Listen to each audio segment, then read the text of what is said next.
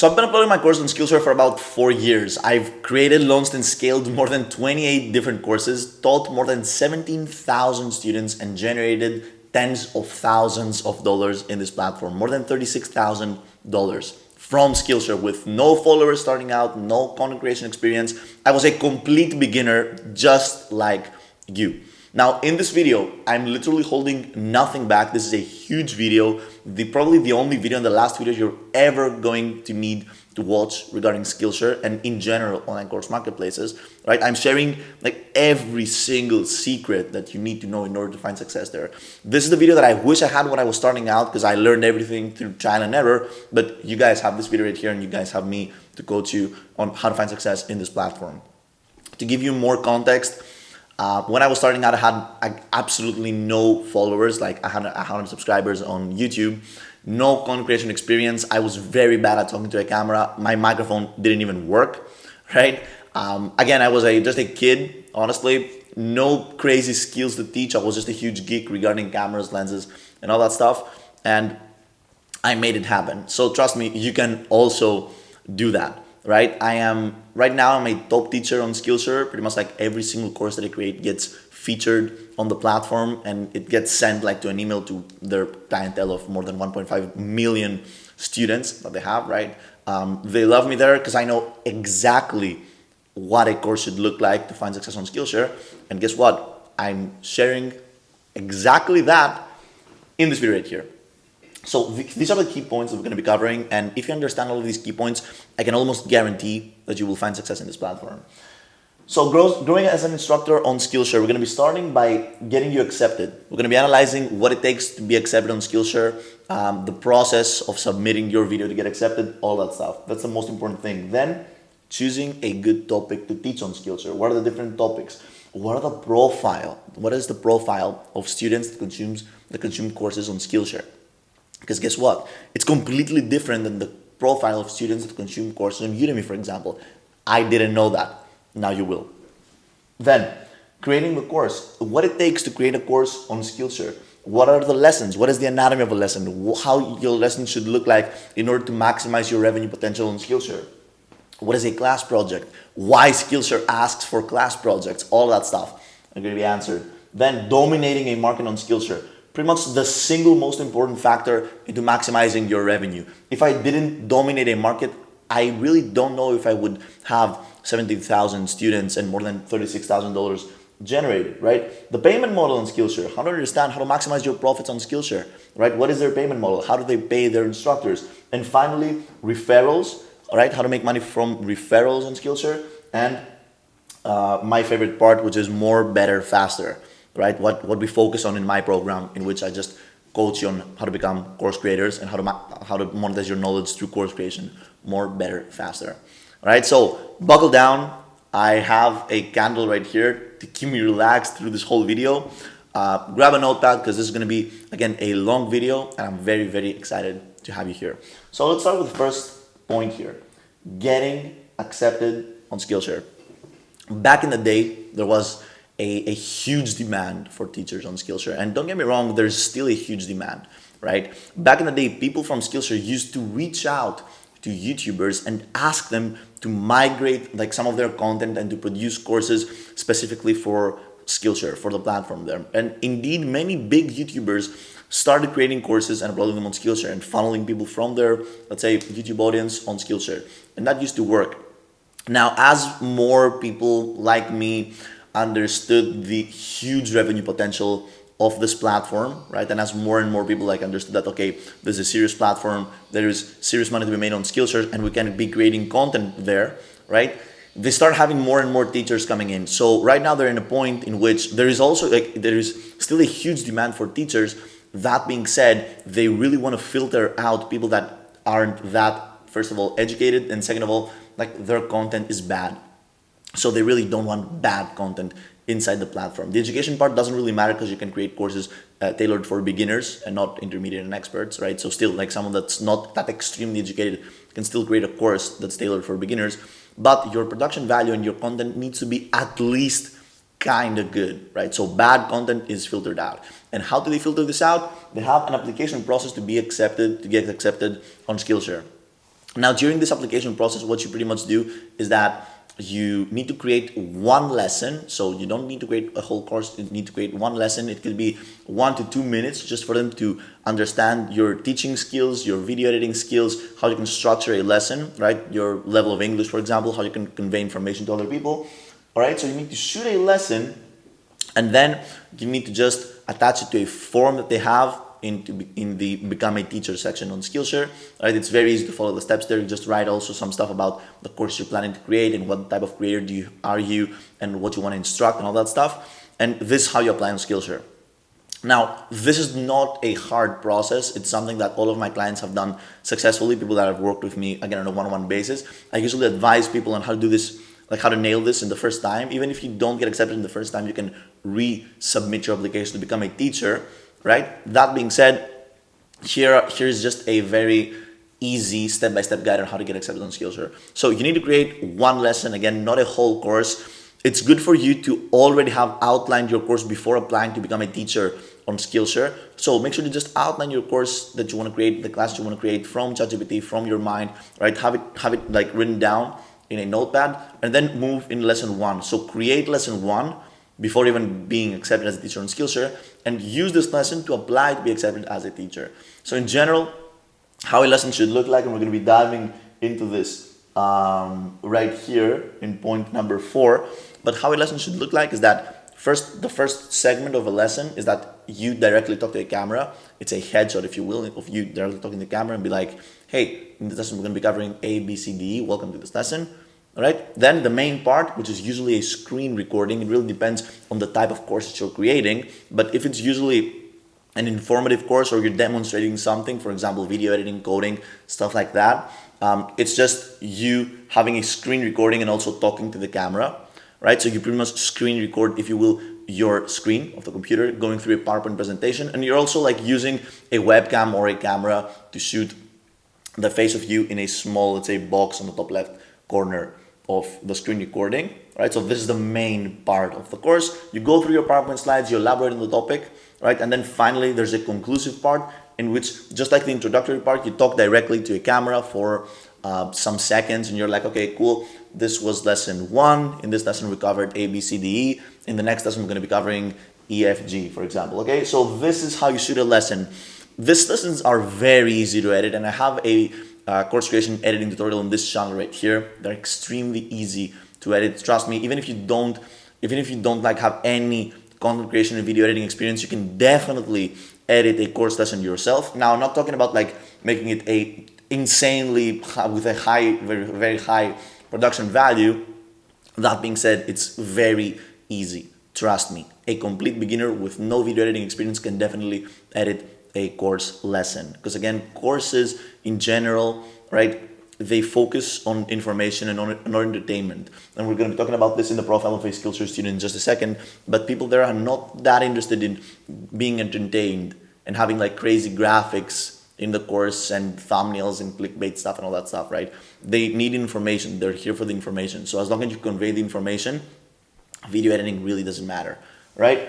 So that's how you get accepted on Skillshare. You create one lesson of your course, you attach it to the teacher submission form, and you get accepted on Skillshare. You can also create your profile as you're being accepted. So write a small description of who you are, what you're going to be teaching, what you love doing. You can have, for example, a small video of you going through the camera being like, hey, my name is Damros and I like teaching about cameras, productivity, AI, and medicine, for example. Okay, just a small like, hey, video of you. And then this video, you can attach it to your profile on Skillshare for people to perhaps follow you there, because you can accumulate followers in the platform. I'm going to be going back to this point in a second, right? So let's say that you get accepted on Skillshare. You did all this, you got accepted on Skillshare, and now it's time for you to start to choose a good topic for you to teach. One of the most important things and one of the most important factors that will determine if you're going to be successful or not in the platform. All right. Now, Skillshare has a list that they update every quarter of the year with in-demand class topics, right? And those vary into many different categories. We have like coding, videography, video editing, productivity, business, marketing, development, all that stuff. So they literally give you the data, right? They tell you what students are searching for. And this is extremely, extremely important. Now, here's the thing. There are two types of students, two types of instructors that I work with. The first type are instructors that the topic that they already have in their mind and they want to teach, right, already aligns with Skillshare's in-demand class topics. For example, you're a video editor, right, and you focus on, let's say, Adobe After Effects, which is a video editing, let's say, program, right, and you're like, okay, cool, I'm gonna start to teach on Skillshare, and then you find out that Adobe After Effects is also like an in-demand class topic. So that's perfect, right? That's perfect. You already have an in-demand class topic. You know how to teach it. You want to teach it. That's perfect. The second type of student is actually a type of student that I usually also encounter, type of teacher that I also encounter, which are teachers that the skill that they want to teach from the beginning is not an in-demand class topic on Skillshare. So what do you do in this case? How do you make the most out of your skill regardless of the fact that it's not an in-demand class topic on Skillshare, right? Here's the thing. If you open the in-demand class topics list on Skillshare, and I can paste it in the description of this video, you will see that they are not exactly requesting only for titles of courses. So they don't go like, hey, I want you to create a course on color grading in Adobe After Effects. They give you keywords, right? So they give you keywords. They're like, hey, some of the most searched terms in the video editing in-demand class topics are After Effects, color grading, let's say illustrations, and what else? Motion graphics, right? So what you're going to be doing is that you're going to be finding some keywords that align, or at least the keywords that align the most with your in-demand, with your, let's say, topic that you want to teach, right?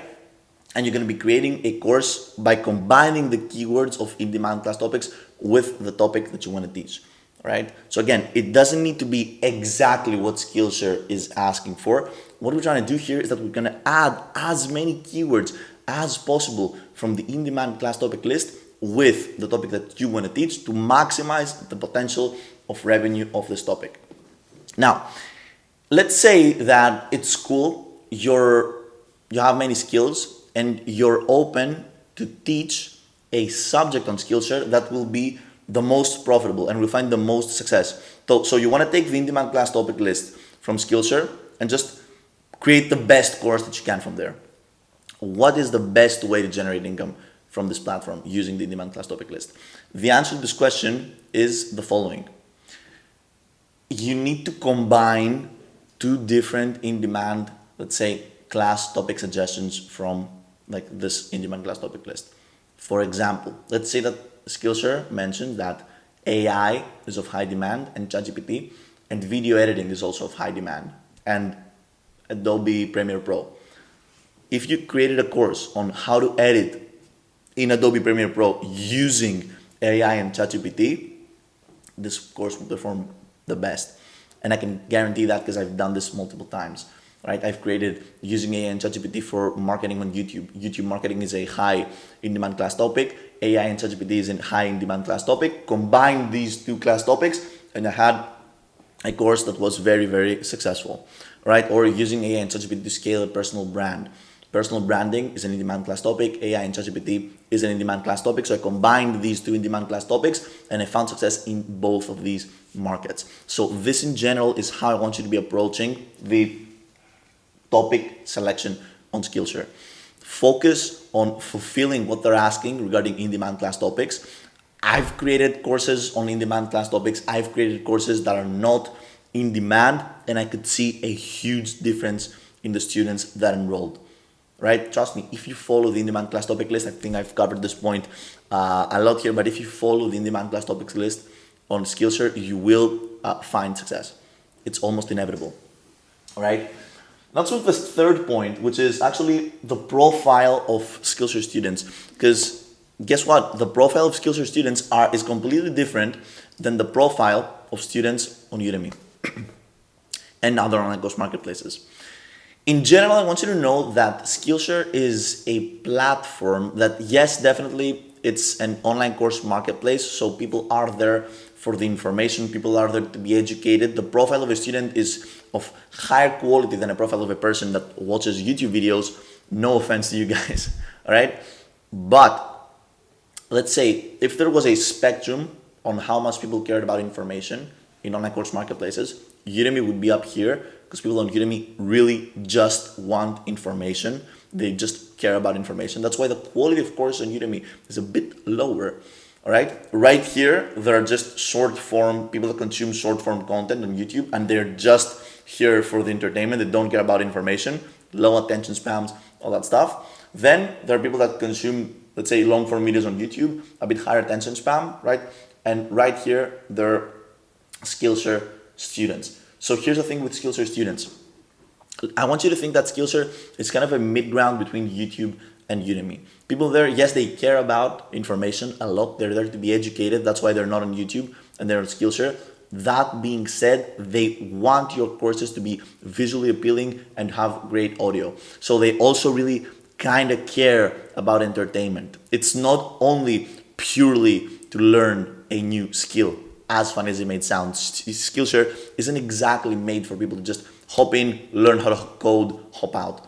People on Skillshare pay a yearly subscription and they're there to be educated while being entertained, right? So they want to consume many courses, they want to learn many different skills, and it's really helpful for your courses to also be kind of entertaining. And when I say entertaining, I don't mean for you to start juggling balls in the middle of like your course. What I'm saying is that it needs to be just visually and auditory appealing. So have a good camera, have a good microphone. These things would help on Skillshare. That being said, I've seen courses on Skillshare perform amazingly with very bad cameras and very bad microphones, right? This depends on the competition that you have in the topic that you're teaching, right? That's also a thing. But if you want to, let's say, move yourself out of the circle of competition and just outcompete everyone else, having great production quality really helps on Skillshare. And it's just a factor that they really take into consideration, especially in like the offices of Skillshare where they teach who's going to be a top teacher. If you have great production quality, you have higher chances of becoming a top teacher, right? Or a rising teacher, if they call it, and you get more benefits there. We're going to talk about this in the payment model, right? So this was the profile of Skillshare students. In general, I want you to remember that they really care about information, yes, but they also value entertainment. You want to make your course feel seamless, right? You want them to be consuming lessons of your course without even knowing it. So from one lesson to another lesson and seamlessly spending an hour watching your content and they don't even know it. So how do we do this? Let's move in the fourth point, which is creating the course. We're going to talk about the lessons, the introduction, the class project, everything you need to know regarding courses on Skillshare. So here's the thing. Creating a lesson on Skillshare. It's exactly the same with creating a lesson on Udemy. We talked about the anatomy of a course lesson. I have other videos in this channel regarding the anatomy of a course lesson. You start with, it's a three-part process. The introductory part, the conclusive part, and the main part of the lesson. In the introductory part, your best bet is to be directly communicating to your camera. It doesn't need to be a huge cinema camera. It doesn't need to be a crazy DSLR. You don't need a 2-camera setup like me or crazy lights. All you need is a webcam. You talk direct to the camera and you're like, hey, welcome to this course. In this lesson, we're going to be diving on A, B, C. Then, the main part, the best bet in your case, if you're a beginner, is to use a screen recording, right? Screen record your screen going through a PowerPoint presentation. This is the absolute best bet you have. Why? Right? Because it's a PowerPoint presentation and without any effort, just by moving from one slide to another, you have added some visual elements that will enhance the production quality of your course without needing crazy editing. Just by moving from one slide to another, you don't make your viewers bored, right? Secondly, you also deliver key points of information in a better way because it just adds another layer of conveying information to your students if they also see the bullet points in the PowerPoint presentation, which is very cool. Because if you're just talking to your camera like I'm doing right now, you can imagine that, yeah, I am conveying information, but you don't really see the points. I mean, you can see the points behind me, but you get the point. If this was a PowerPoint presentation, it would be of higher production and information quality. Point number 3, in PowerPoint presentations, you can also add videos. So for example, you can react to some videos or go through some videos you found online that would enhance, for example, the learning experience of your students. So that's also something. In general, a PowerPoint presentation is like you're editing a video, but you're editing on real time. So you don't need to do some crazy post-production work, right? Because trust me on this. When we're going to be talking about more, better, and faster, one of the key points of success and one of the key factors that led to my success on Skillshare is that I'm very fast and very good, obviously, but very fast at creating courses. I can create a course in one day if I sit down and I'm focused. And that's insane if you think about it, right? So by creating PowerPoint presentations and you streamline, this way you streamline this course production process and you're able to create more courses faster. Speed is very important in the course creation game. So once you create the main part, which is going to be, again, a screen recording of a PowerPoint presentation, I'm giving you the secret of success here. Have a small conclusive part in which you go like, hey, you talk directly to the camera and you go like, hey, this was lesson number 1, lesson number 2, lesson number 3, lesson number 4. In this lesson, we talked about A, B, C, D, E. In the next lesson, we're going to be talking about D, E, F, G, right? And then in the next lesson, be like, hey, this is lesson number 2. Welcome, we're going to be talking about this. Why do we add this conclusive part? Because we want, again, a seamless transition from one lesson to another. You don't want students to feel like they need to do something or they're confused when moving from one lesson to another. You want to make this as seamless as possible. This is very, very important to increase your watch time on Skillshare, which will reflect to your revenue. This was the lesson part, right? Now, every lesson on Skillshare also has an introductory video and a class project. Those are two things that you cannot miss on Skillshare, and they're extremely, extremely important. And I'm going to elaborating on why right now. So what is the introductory part? What is the introductory video on Skillshare? On Skillshare, the introductory video is a video like a commercial of your course. So before someone enrolls in your course, they watch your introductory video. And in this video, you're trying to convince people to enroll in your course. This video, if you want to edit any part of your course, this is the part which you will get the biggest return on money and time and energy investment if you choose to edit it by yourself or outsource it to a video editor. Because in this video, you want to put your A game, you want to go through who you are, why you taught this course, what you're going to be covering in this course. You can add music, you can add visual elements, you can make it like a YouTube video, if you will. It's going to be anywhere from 1 to 2 minutes, right? I have a complete guide on how to create introductory videos in this channel right here. But what I want you to know is that you need to qualify yourself. So you need to tell people why you're qualified to teach this course. Then what is your experience? Why you chose to teach this course? What's going to be happening in this course? And finally, the transformative process. Go through the transformative process that people, again, will go through when completing this course. So for example, this video right here, if this video was a course, I would be like, hey, welcome everybody. I have 17,000 students on Skillshare. I've generated $36,000 there. I started from a complete beginner and now I'm a top teacher there. And in this course, I'm teaching, again, a complete beginner, all of the things that I wish I knew when I was starting out on how to become a top teacher on Skillshare. So we're going to be starting by A, B, C, D, E, F, G, and then that's like the introductory video. I would edit it, I would add B-roll, I would enhance the image, I would make it look perfect, because again, this is, let's say, the commercial for people to enroll in your course. Very, very important and a key factor to if your course will be featured on the platform, because they really don't like to feature courses that don't have amazing introductory videos. Keep that in mind. You need your introductory video to be on point. What is a class project? You probably don't know what a class project is if you aren't familiar with Skillshare. So what really Skillshare wanted to achieve with the class project is to have like a unique value proposition against every other online course marketplace out there. So what they did, they introduced this thing called the class project. Now, having a great class project assignment and actually making your students interact with your course by submitting a class project is actually one of the coolest things that you can do as a teacher on Skillshare, both revenue-wise and to gain popularity inside the platform. And it was something that I neglected for years, right? And it was a huge mistake of mine. So here's the thing. What is a class project? A class project is pretty much like one lesson of your course. It's usually after the introduction. So once you're like setting up your course on Skillshare, you have your introductory video, video number 1, and then video number 2 is going to be the class project. Now, it's just a small video in which you just elaborate on, guess what? A class project that you assign to your students. So you're going to be like, hey, welcome to this course around AI marketing. The class project for this course would be for you to, for example, create like 5 prompts for marketing. I don't know, I'm making this from the top of my head, and submit them in the class project description. Now, here's the thing.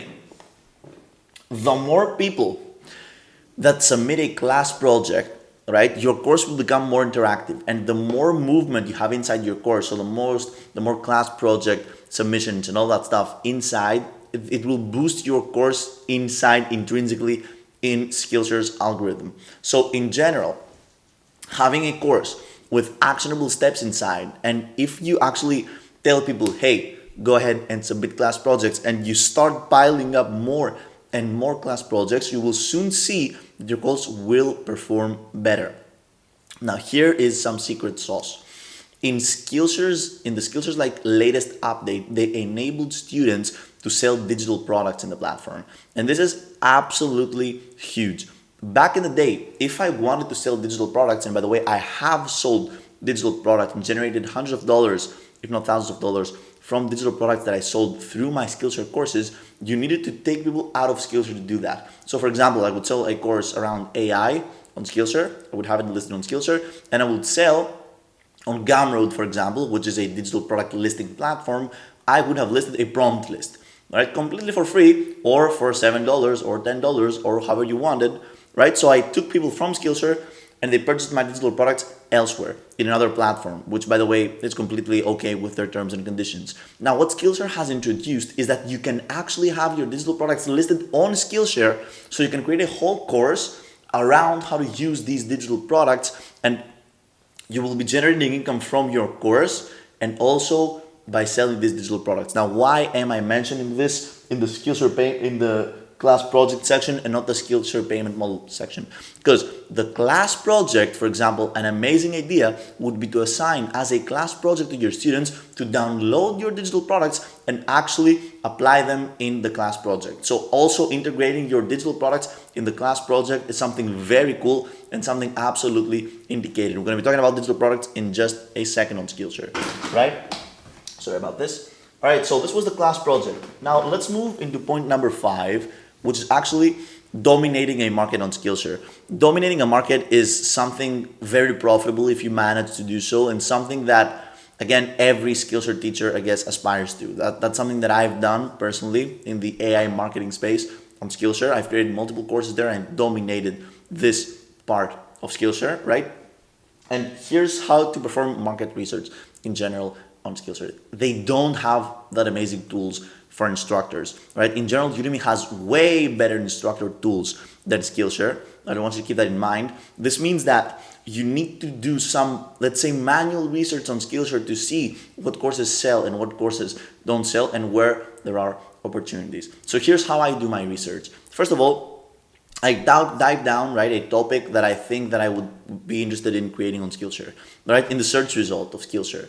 So what happens is that I get all of these classes that would be tailored to this topic, right? For example, AI marketing, right? I type down AI marketing and I see 20 courses come into play. Now, from these 20 courses, probably 3 of them will actually be exactly what someone who type AI marketing in the search bar would want to consume. And now you go ahead and from these courses that are more relevant, if you will, than all of the search results that came, you go ahead and click on the profile of the teacher. Now this is extreme sauce that I'm giving you right now, so I want you to take notes. You click on the profile of the teacher, and if you see that it's a teacher with a very low amount of followers but a bigger amount of enrollments in his courses, this means that this is an unsaturated niche. For example, you see that the teacher has like 100 followers, right? Because teachers can gain followers on Skillshare. You see that the teacher has 100 followers and the course has, let's say, 1,000 enrollments. There's money to be made there. It's an unsaturated niche. If you manage to create a better course than him, even if it's the same topic, if you manage to create a better course with him, which is more updated, bigger in length, and better in production quality, you will override him and you will dominate this market. This is how you dominate the market. You perform basic market research by searching on Skillshare. You see how many courses there are around your subject. You see the other instructors, how many followers they have, how many enrollments they get in their courses. And if you see that there is a huge unmatch between followers and enrollments, you dive into this market and you try to dominate this market, right? And you dominate this market by creating longer courses of better quality, satisfying more students, gaining more enrollments and more reviews. This is how you dominate the market on Skillshare. I want you to note it down. It is how I managed to dominate the AI marketing market on Skillshare. Now, we're going to talk now about Skillshare's payment model. Now, this could be a 40-minute video by itself. The payment model on Skillshare, it's very interesting. It's one of the best, I think, payment models ever. Skillshare is actually very, very similar. The payment model is very similar to YouTube. So you get paid on Skillshare based on the amount of watch time that your courses accumulate there, right? So students on Skillshare, they pay $100 per year, I think. It's a yearly subscription there, right? And they enter the platform. They have access to all of the courses, right? So you get paid according to how much your courses have been consumed, how many minutes your courses have been consumed. If you open Skillshare's instructor dashboard, you will see that every day you will be updated on how many minutes of your course have been consumed. For example, I average about 1.5 thousand to 2,000 minutes per day on Skillshare consumed, and this translates to about $100, right? So here's the thing. In order to maximize profitability on Skillshare, what we want to do is to create longer courses. But there's a problem here.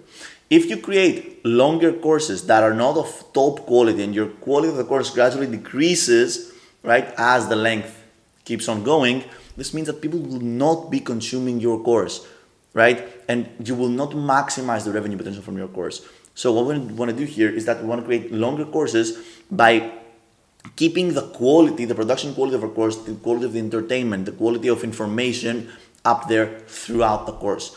And we do this by structuring the lessons in a way that I showed you before, with the introductory part, the main part, and the conclusive part. Because then lessons act like puzzle pieces. One lesson clips with another, because you get the conclusive part of one lesson and the introductory part of another lesson, and you can add as many lessons as you want, right? That's very important for you to remember. So regarding the payment model, the first way that you can generate revenue on Skillshare is by your courses, obviously. But there are actually two more ways you can generate revenue on Skillshare, right? Through your courses, obviously, but two more ways. The second way is through digital products. Now you can list digital products on Skillshare. You can definitely do so. These digital products could be plugins for video editing software. It could be AI prompt. It could be, let's say, Lightroom presets.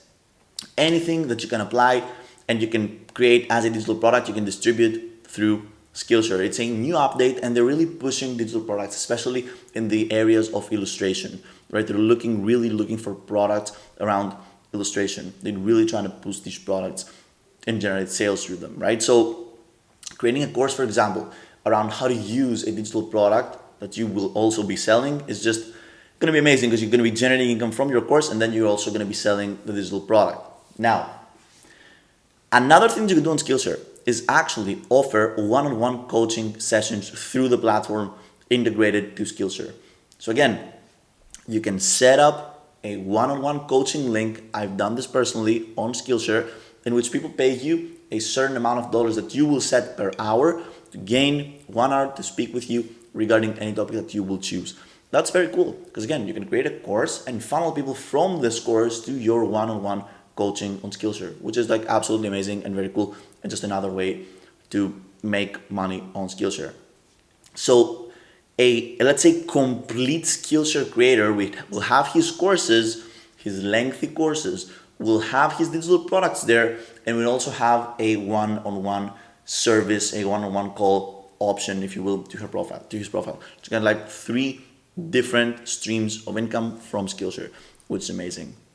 Now, referrals is actually another way to generate revenue from Skillshare, but it's not exactly from Skillshare. It's by bringing in people to consume your courses on Skillshare. So if you share your link, just an affiliate link, right? If you share this affiliate link with someone outside of Skillshare and you bring him in, and through your link, someone subscribes to a yearly Skillshare subscription, you get a small cut of it. I think it's 50%. It's actually not that small, right? So a great way to leverage this is, for example, you create a course. It's a 2-hour course. You share some of these lessons completely for free on YouTube. And at the end of the YouTube video, you're like, if you enjoyed this lesson, you can watch the full course on Skillshare with the first link in the description.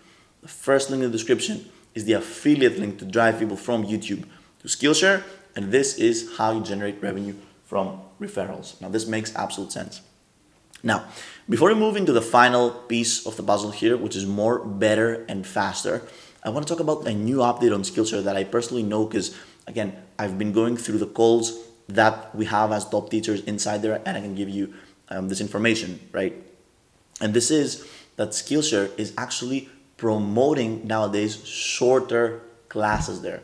Not 2 hour long classes, classes that are under 15 minutes. So classes that are under 15 minutes are actually classified as shorter Skillshare classes, and they're running a promotion intrinsically on Skillshare to actually promote shorter course consumption from students. Here's a very cool thing that you can do.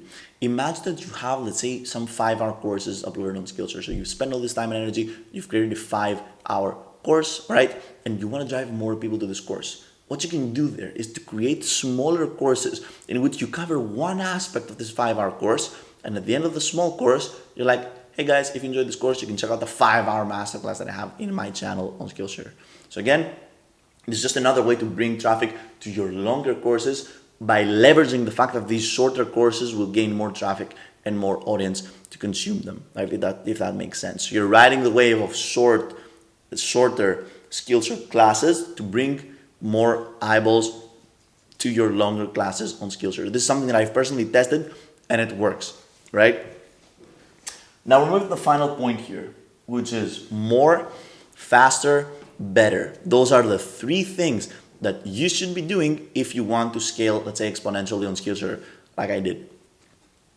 You need to create more courses, faster, and of better quality. And I'm going to show you exactly how to do this. The first step is to structure some kind of setup in your space. It's going to be your bedroom. Trust me, back in the day, I had the smallest bedroom ever, and I managed to generate tens of thousands of dollars from this bedroom. More than $35,000 I've generated just from the courses that I've created in this very small bedroom of mine. I was literally behind my bunk bed, below my bunk bed, with a small camera, teaching thousands of people from all over the world. What you need is a setup that you don't actually set up and then put away and then you set up again. Everything needs to be permanent. So a permanent camera, permanent light, a permanent screen, a permanent microphone, so it's easy for you to shoot. The second thing that you need to do is understand the anatomy of a lesson. Introductory part, middle part, conclusive part. If you understand this, you will see that video editing is going to be so easy. It's going to be extremely easy to edit these lessons. It takes me less than 5 minutes to edit an online course lesson, which is extremely fast, right? Finally, so this is how you do more, right? You do more by having a setup, a ready space, ready to shoot with like the first 3 buttons, right? You do more by minimizing the time required for you to edit the videos, and then you need to do better. And how do we do better? If, let's say, our production value has reached a plateau and you don't really want to invest in crazy gear and all that stuff, how do you do better? Well, you do better by actually going through your storytelling skills and going through your camera skills, how you talk to the camera, how you convey information to the camera, how you tell stories to your audience to captivate them and keep them watching. Because here's the thing, you've been watching this 40, 50-minute video that I didn't even edit. It's a raw video, uncut from my camera, uploaded on YouTube, but for some reason, you're still here. And you're still here because thankfully, or I wish that you're gaining information and you're here because you like my storytelling skills, I guess, or you just want to make money on Skillshare, but you get the point, right? You need to become better at talking to a camera. That's very important. So it's just a matter of practicing, doing more, doing better, and doing faster. Back in the day, when I was in med school, right, I was going to my clinical rotations every day. And when I came back, I had one rule. For 30 minutes per day, I would record 1 lesson per day. And at the end of 2 weeks, I actually had a 2.5-hour course ready every 2 weeks. That's insane, and it worked perfectly, and that's why I am where I am today, because I created more courses, I made them better, and I created them faster. Okay, so this, gentlemen, was this huge video around Skillshare. If you want me to coach you personally on a one-on-one basis of how to find success in this platform, I invite you to book a call with me in the first link in the description. Right, so thank you very much, and I'm going to see you in the call.